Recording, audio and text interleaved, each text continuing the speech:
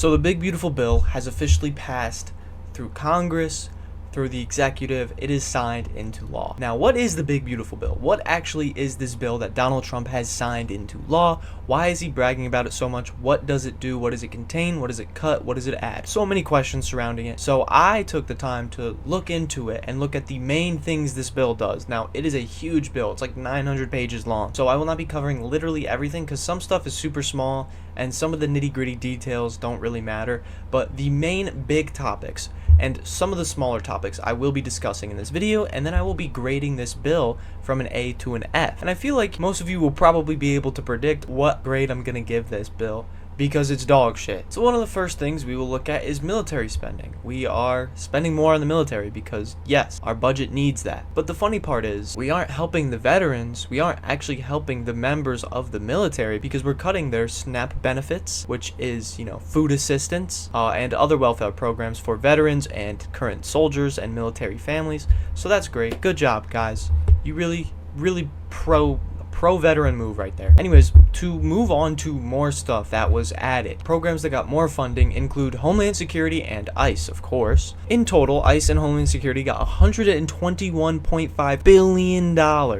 For context, their budget was not even close to that. $46.5 billion of this will go to creating a border wall, and this is a complete waste of money. I mean, anyone who knows the illegal immigrants that cross this border, most of them go through ports of entry and request asylum. They're not like literally walking across the border and just like walking in, right? Some people are doing that. Most people that do that end up getting caught because it's very easy to catch them. The border wall is unnecessary. It does not stop the flow of asylum seekers that come in because they come in through ports of entry. Building this border wall will do nothing. It will do nothing because it doesn't block ports of entry. It doesn't block where you're supposed to get into the country. People can still go up to there and be like, oh, I'm requesting asylum. Well, maybe not, because Trump doesn't really like asylum seekers. So this is a waste of $46 billion. Literal waste. Another $45 billion goes to expanding detention centers that will house immigrants that are going to be deported. We saw how good they are at building these with Alligator Alcatraz already flooded. It's clearly very inhumane. They're just jumbled up in cages. Republicans will call Obama and Biden hypocrites for putting kids in cages, and they are hypocrites. That was bad, but you're doing exactly what they did, so you're hypocrites too. Like, what the fuck? And then $30 billion goes to training, recruiting, and more funding for ICE agents specifically, which is amazing. That's lovely, because we don't have enough masked men that don't have to identify themselves breaking into homes, going to courtrooms, and just grabbing people off the street. Can't get enough of that. So now we're going to look at some of their cuts, which one includes the green energy cut. So this bill eliminates most of the tax incentives on clean energy programs, such as EVs, electric chargers. They also end tax credits for EV chargers, insulation, or energy efficient heating and cooling systems. And the problem with eliminating these tax cuts is these tax credits is it becomes so much more expensive to build them. That's why they were heavily subsidized, because if you want to move to a more fuel efficient form of energy, and a more futuristic form of energy that quite literally is our future, you need to subsidize it in order for these companies to be able to afford it, for consumers to be able to afford to install these insulation or these at-home chargers. Like, cutting these is bad. We see across the globe the smart countries are investing in this type of technology, and we're going in the opposite direction. This also completely eliminates the greenhouse gas reduction fund, which I know conservatives will love that, but this is a bad thing. This is a terrible thing. Regardless if you think climate change is happening, greenhouse gases do exist. Completely scrapping a fund that tries to minimize the effects of greenhouse gases is ridiculously fucking stupid, and also eliminating tax credits and subsidization of cleaner green energy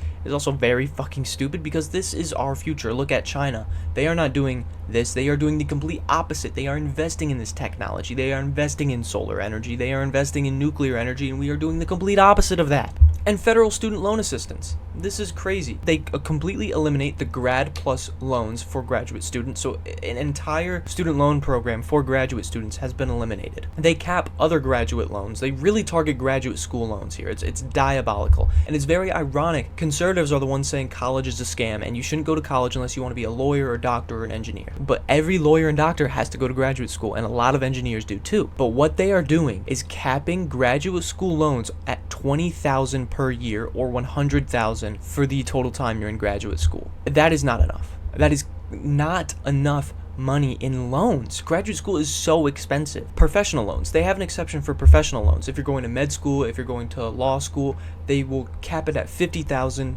a year and $200,000 for your lifetime.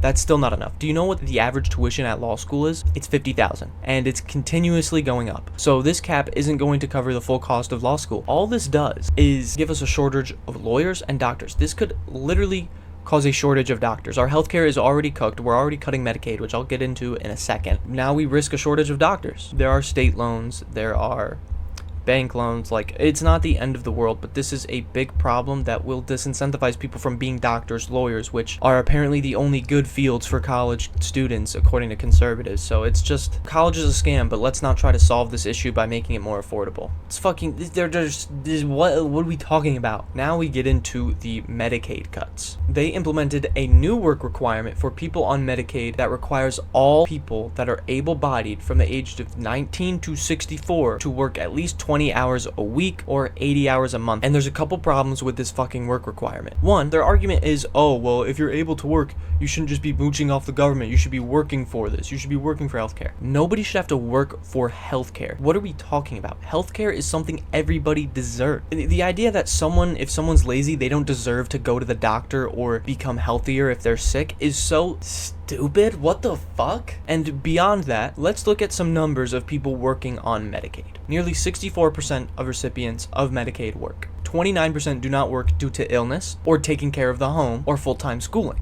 This is about 90% of people on Medicaid already working or having valid reasons for not working. The idea that people on Medicaid are just mooching off the government is so fucking stupid. This is something that Mike Johnson keeps spreading, Ted Cruz keeps spreading, JD Vance keeps spreading, and it's a stupid idea. Do not let them tell you that people on Medicaid are lazy and just mooching off the government and we're giving them tax dollars for nothing in return. It's ridiculous. And now let's look at the age range for people that have to work. It's 19 to 64-year-olds. A lot of construction workers will retire a little bit early or stop working because they've put their body through the ringer. A lot of blue collar people are like this. So you'll see like a 55-year-old not working because, oh, they're back. Or so like a 50-year-old that stopped working because, you know, he has the body of a 68-year-old because he's just been put through the ringer. Well, guess what?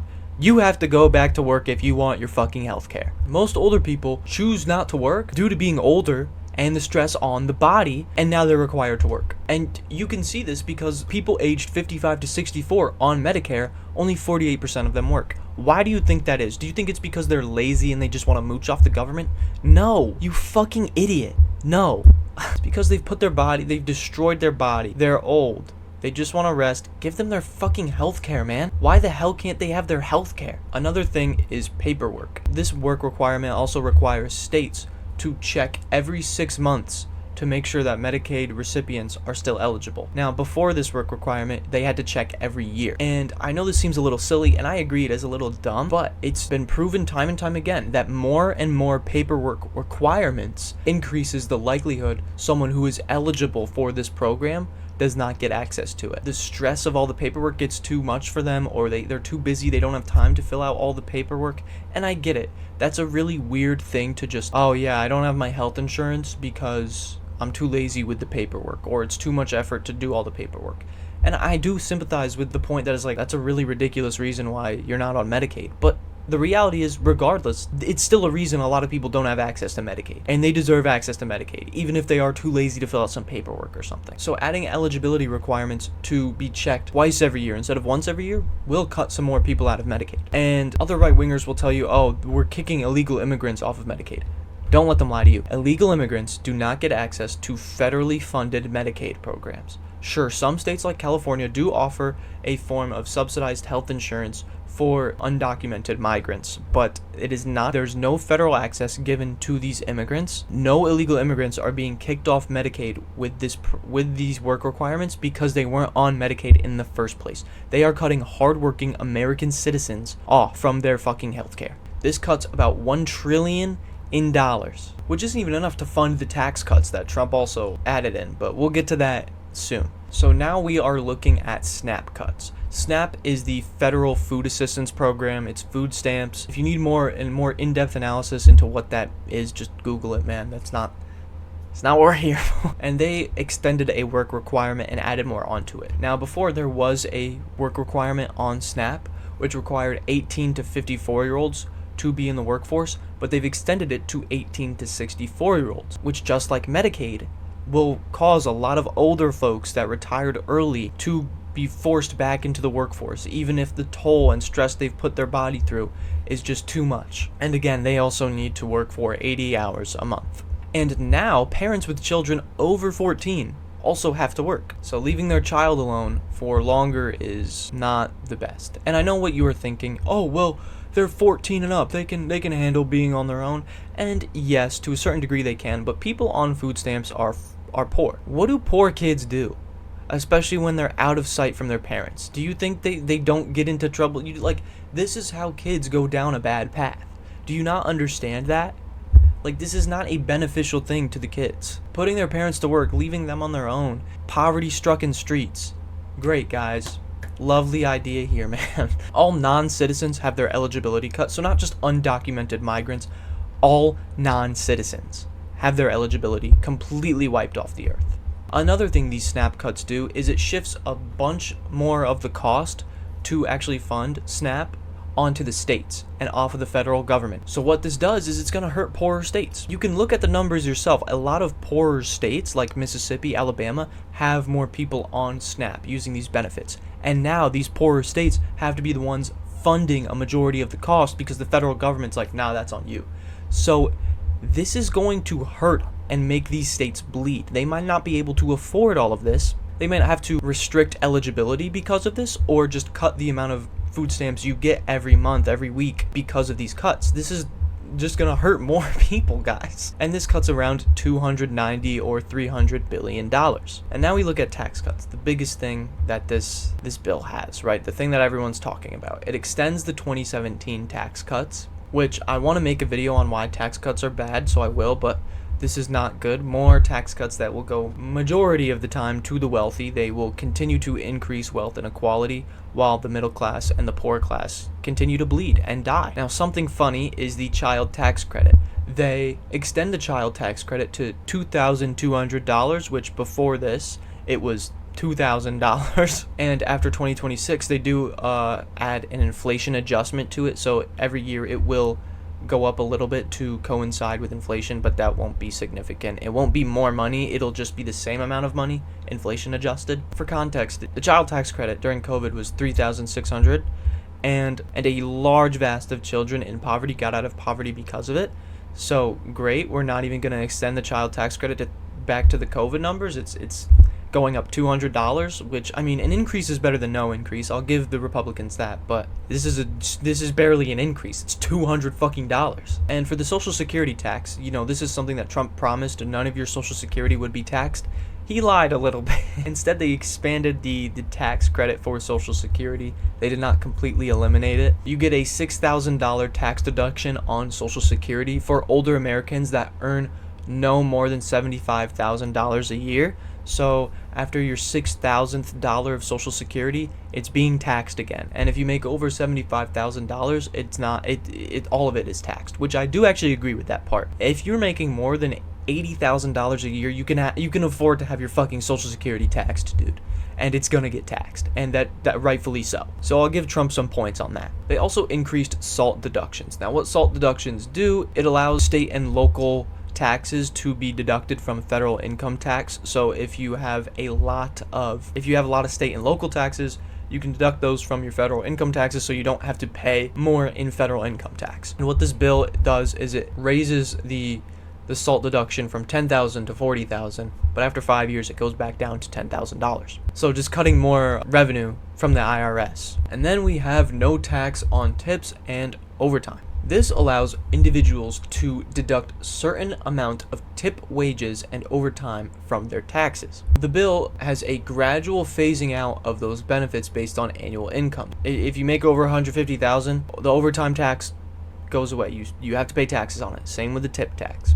And for joint filers, it's $300,000. The problem with this is most people don't pay taxes on their tips, and this is something that the left doesn't talk about. They love to talk about taxing the rich. We have to tax everybody. In some instances, for all the programs that we need, you need to raise taxes on the middle class. You do. If we want free healthcare in this country, do you think we're only going to raise taxes on the rich? No. Some of the middle class, the upper middle class, they're being taxed too. But beyond that, this is just all drastic measures to increase wealth inequality. A lot of this money is just going back to the wealthy, back to the rich. And conservatives who act like they are so locked into lowering the national debt and lowering our deficit continue to boost both, because this bill adds about 5 trillion to the deficit and only cuts about 1.5 trillion. So that's at least $3 trillion being added to the deficit and being added to the debt over the next 10 years. So do conservatives really care about those things? Obviously fucking not. And a lot of research, like the research done at the Tax Foundation, have found that this bill will do little to impact the economy. They predict as a result of this, there will be a 0.4% increase in pre-tax wages. That is nothing. And that's not even accounting for inflation. So that might not even be an actual increase. It might be a decrease in your pre-tax wages due to this bill. They do predict a 1.2% increase in GDP, but there's a lot of reasons for this. Obviously, your consumption will increase as the rich get more and more income back in their pockets. That doesn't mean our economy is growing at a good level for all Americans to enjoy. It just means the rich are benefiting. I mean, you can see that directly by the fact that only a 0.4% increase in pre-tax, non-inflation adjusted wages. So yeah, this bill gets a fucking F. What did you expect? It's bad. It's really bad, and if you like it, you're wrong. I will have a more in-depth video explaining why tax cuts in general are bad. I didn't want to save that for this video. I wanted to focus on the bill itself. But yeah, if you did enjoy this video, don't forget to leave a like, comment, subscribe. I will come out with the video on why tax cuts are bad shortly, so stay tuned for that. Like, comment, subscribe if you agree, disagree. Love to hear about it in the comments.